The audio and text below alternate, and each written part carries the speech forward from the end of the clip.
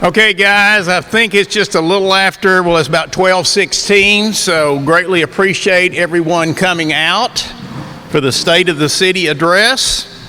And as everybody can see, I'm up here with my 8 friends, so but anyway, glad to be here, a beautiful day, and hey, guys, it's a great day to be in Batesville, Arkansas. So glad to present the key to the city, I mean, not the key to the city, but the state of the city. I would like to take time to recognize a few folks in the audience. First Community Bank representatives, Pat and Tammy. Greatly appreciate you guys, and Mr. Cole for supplying lunch for us today. So let's give them a big hand.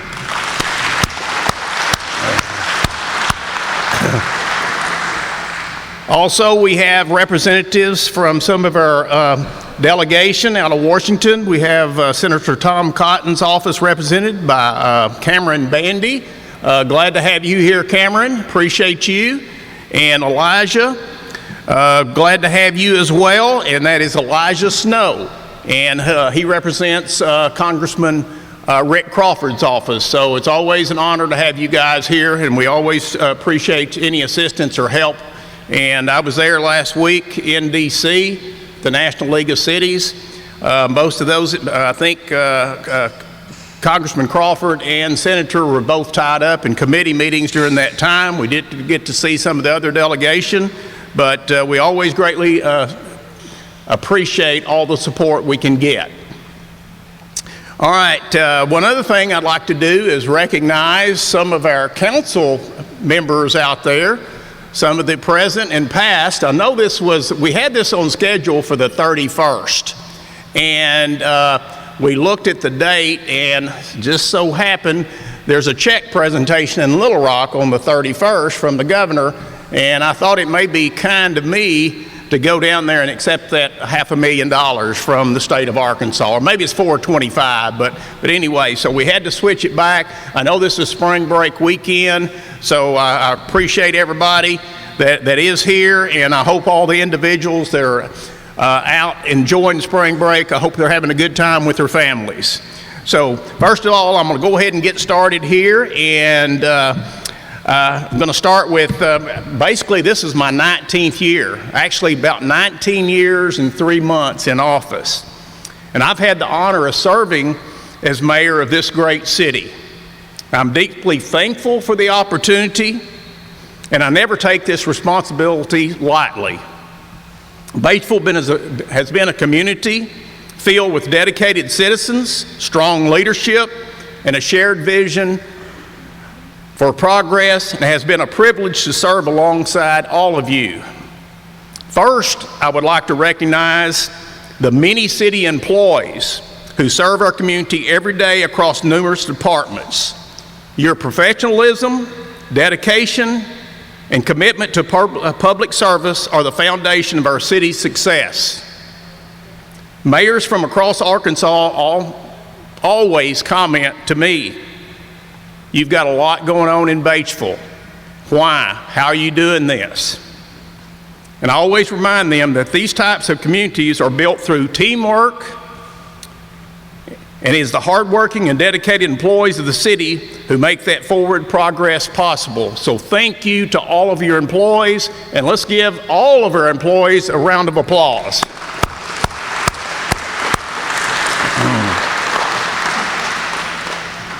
And I was going to recognize the council and got kind of off track, but I'd like to say we have Mr. Fred Krug here, Mr. Chris Poole, and Mr. Tommy Bryant, former council as well as Chris, and Dr. Doug Matthews.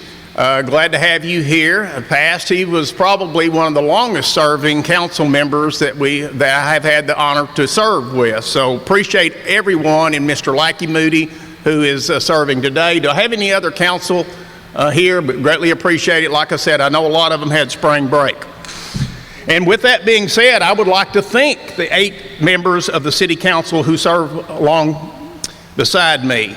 Your leadership, thoughtful decision-making, and willingness to work together continue to move this city forward. Because of your efforts, Batesville continues to grow as a community that values both economic development and quality of life. Our partnerships throughout the community are also essential to our success. I would like to extend a special thanks to the Chamber of Commerce CEO, Crystal Johnson, and her team for their continued work promoting economic development and recruiting new industry and retail to Batesville and Independence County. In 2025 alone, the Chamber welcomed 27 new businesses and celebrated 36 ribbon cuttings, including 9 expansions, relocations, or major economic development projects. So thanks to the Chamber for all their hard work. I would also like to thank our Main Street Director, who is here. Thank you, Maggie, for coming, and her team for their continued effort to make downtown Batesville a vibrant destination. Their work includes bringing the 11 Amps concert series to downtown. If you have not attended any of these free concerts, I would encourage you to bring a lawn chair and join us. It is a wonderful example of community gathering and downtown vitality. Maggie, thank you so much.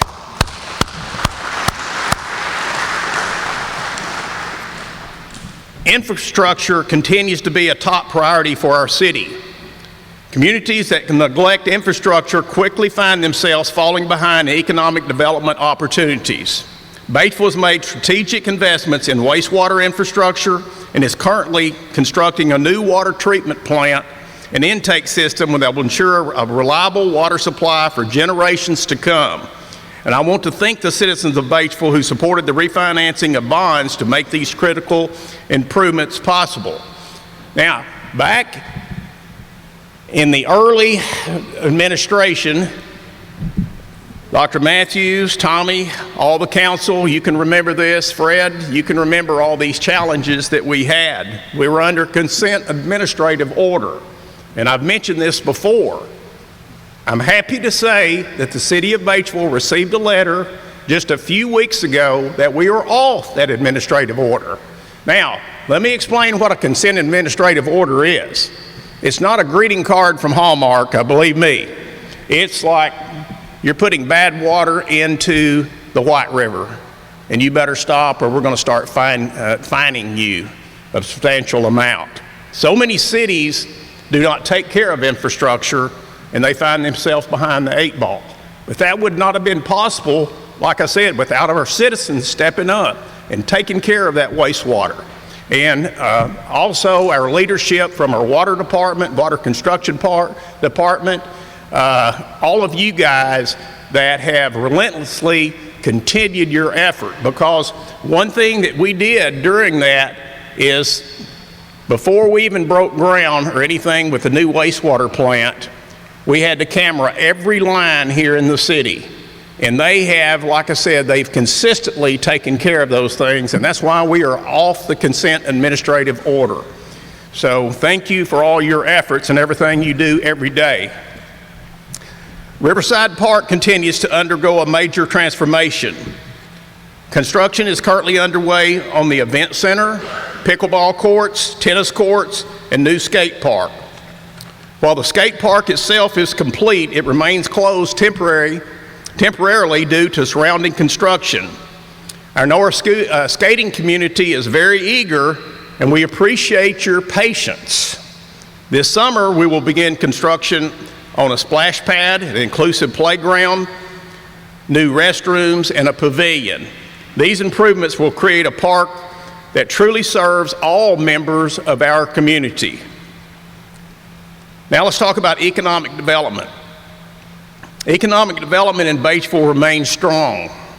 Over the past year, the city issued more than $70 million in building permits. This includes new apartment developments, retail projects, such as the new Sonic location and the construction of Slim Chickens. In June, LaCroix Precision Optics broke ground on a new facility that will bring 107 new jobs to our community. And they have already started hiring, and I think the last I heard they had 90 to 100 already hired. So I greatly appreciate their investment. Additional investments continue across the city.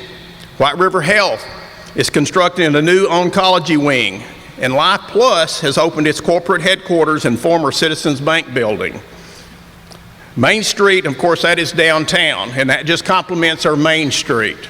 Main Street has also welcomed several new restaurants, adding to the growing vibrancy of our downtown district. And like I mentioned earlier, that is a destination. And let me get back to that 11 amp. Let me get back to Main Street. Come out, guys, and enjoy that. There's an unbelievable talent that comes through that, and it's all free, guys. And also you have to remember, we are in an entertainment district zone. I'm going to leave it with that. So come out and enjoy. The Batesville School District recently opened its new Performing Arts Center, an incredible addition that will benefit students in our community for years to come.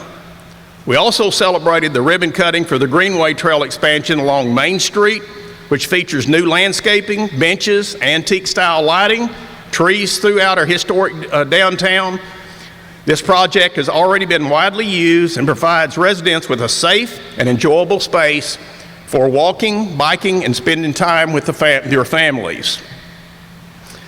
Last April, our city experienced a major flooding event that required our employees to closely monitor river levels and install floodgates along the levee system.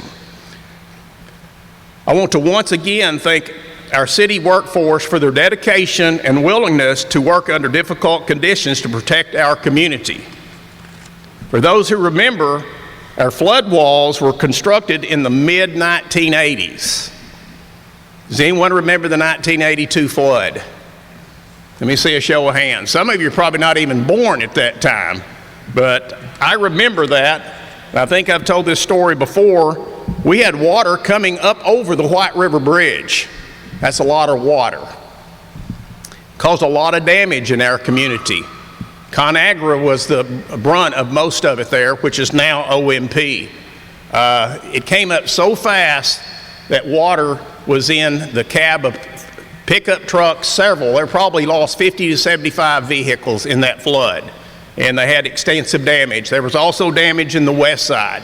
With that being said, FEMA came in, and we ended up with the levee system we have today. So greatly, we appreciate that levee, but you do not know how fortunate we are to have that in place. Now, one thing that we have had to do, you're always thinking about budgets and everything. We even had to have, here about 5 years ago, we had to, it may have been longer than that, we had to have the levee certified. And with that being said, Johnny Coles, I know that's a big challenge. All of you guys, y'all work on that. You have drills on that and do a fantastic job. So we know we're in good hands with that. But when we start talking about all of our employees, I have to reflect public safety, all of you, 24/7. So thank you for what you do. Our water department, parks department, it's just not a 7 to 5 job or 8 to 5 job. It's 24/7 to keep this city running. So thank you for all your efforts again. Now let's talk about our new Veterans Park that hopefully is going to happen in the next few years. Last year, Josh Morrison with the Veterans Affairs Office, along with several local veterans, presented a proposal to the City Council to establish a Veterans Memorial Park at Riverside Park. The Council unanimously approved the proposal, and fundraising efforts are currently underway to make the project a reality. I encourage our community to support this meaningful effort by purchasing a commemorative brick to honor the service and sacrifice of our veterans. In September, the new roundabout at the intersection of 20th Street and Myers Street opened. I'm not sure what they're talking about on Facebook anymore since it's open, guys. I haven't heard a lot of comments right now. I did hear the other day someone put it on there, said there have been 50 accidents in Batesville, Indiana. This project has greatly improved traffic flow and safety in the area and will also serve as an important connection to a new mixed-use subdivision on the former Batesville Country Club property. This development will include residential and commercial opportunities that are greatly needed in our growing community. Last fall, Lyon College opened the Bad Boy football stadium. I had the pleasure of attending the first game played at the new complex. They won and even made it better. And this is an exciting addition for our college and our community.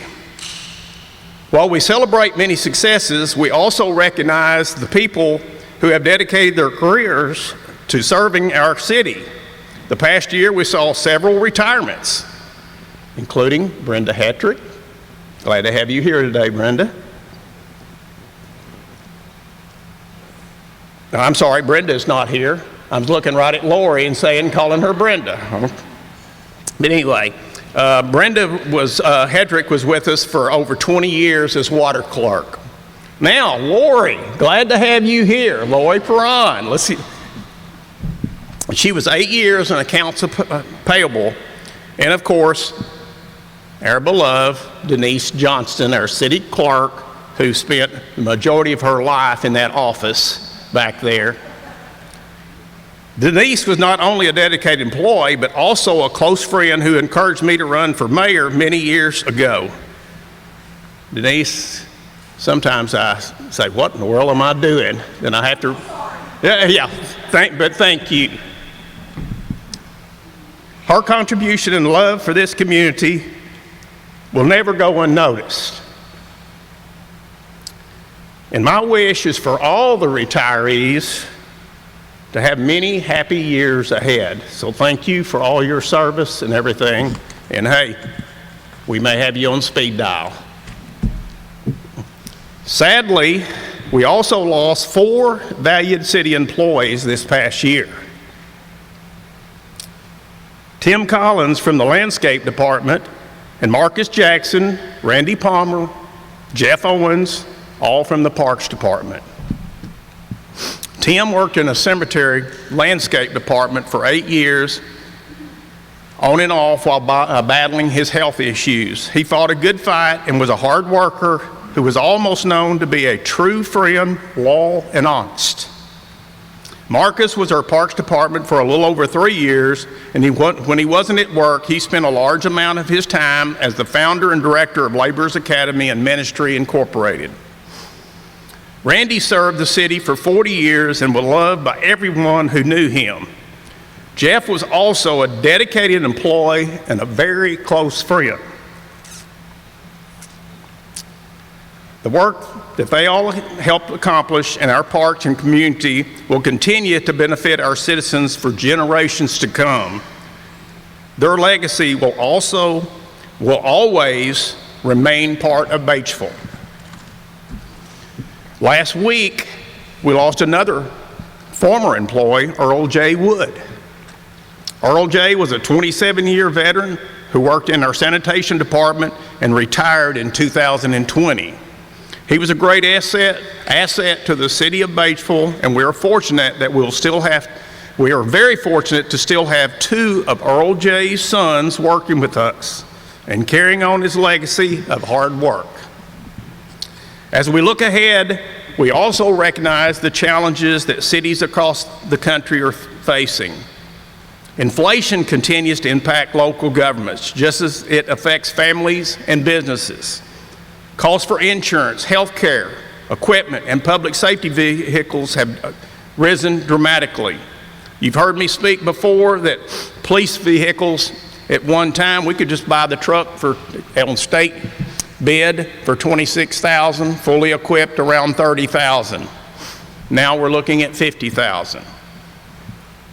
Our fire tower truck that I think was basically brand new, but it's a 2007. Doug and Tommy, you guys can remember. Fred, we remember when we actually ordered that. We still think it's brand new in our minds, but gosh, guys, it's 2007. That truck today is probably nearing, and I think it was $750,000 is what we ended up purchasing that truck for, and $2 million? Come on, guys. So that's the inflation things that we're facing. Just to put that in perspective, and I had a former councilman member, not of mine, but previous, he said, we only gave $650,000 for City Hall. And so that kind of hits home. But it's just like kind of that asphalt that you put down. Someone said, we've got a problem with some asphalt on so-and-so. I said, no, we don't.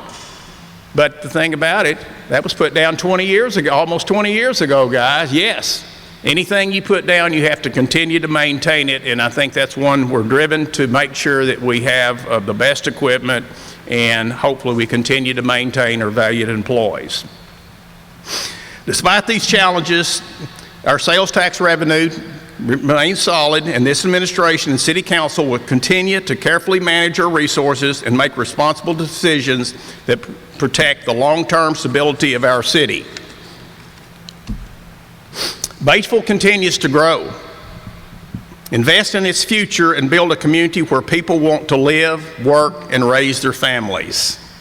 None of this progress happens by accident. It happens because of dedicated employees.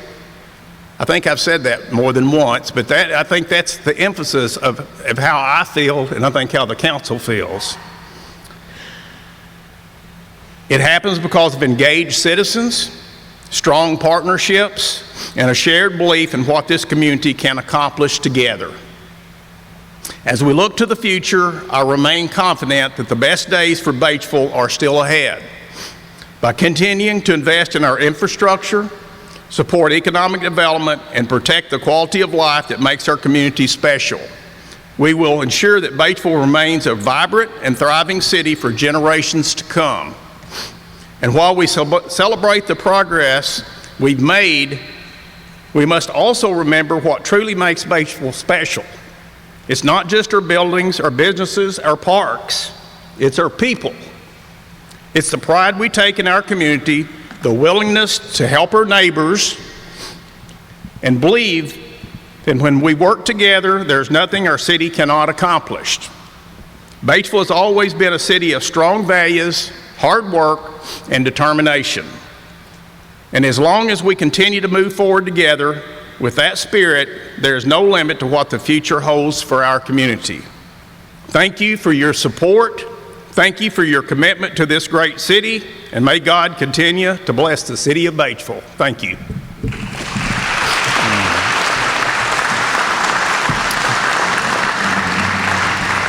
Thank you. Appreciate it.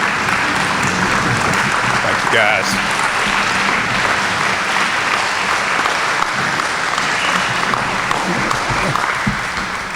Thank you, guys. Plenty of drinks are still left. I think we wolfed that pizza down. Next year we may have to have 10 more. But anyway, plenty of drinks. Grab one on your way out.